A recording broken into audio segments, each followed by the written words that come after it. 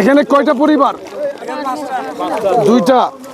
আমরা আছি, যথাসাধ্য আমরা চেষ্টা করতেছি এবং দুর্যোগ শুরু হওয়ার সাথে সাথেই কিন্তু আমরা সমস্ত আমাদের কেন্দ্রীয় দপ্তর থেকে আমরা জেলায় জেলায় বার্তা পৌঁছে দিয়েছি বন্যা দুর্গত মানুষের এলাকাবাসীর পাশে থাকার জন্য।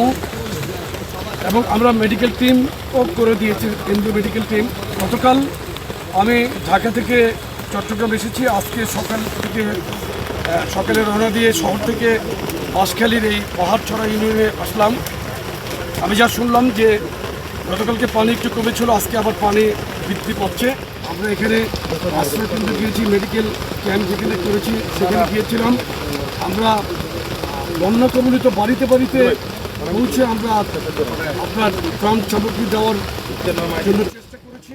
আমরা খাদ্যদ্রব্য পানির সাথে কিছু লুঙ্গি এবং শাড়িও আমরা এনেছি, আমরা সেটা মানুষকে দিচ্ছি এবং আমাদের জনসাধ্য চেষ্টা আমরা করছি। জেলা লেভেল থেকে উপজেলা লেভেল পর্যন্ত কিন্তু প্রতিদিন কিন্তু আমাদের কাজ চলছে।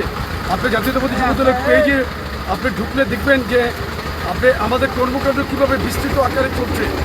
এটা চলমান একদম বন্যা শেষ হওয়া পর্যন্ত যুবদল জনগণের পাশে থাকবে। জনাব তারেক রহমানের যে মানবিক সমাজ, সাম্যের সমাজ উনি স্বপ্ন দেখছেন, প্ল্যান করেছেন যে বাংলাদেশ নতুন বাংলাদেশে, এটার জন্য আমরা সার্বক্ষণিকভাবে মানুষের পাশে থাকার চেষ্টা করছি।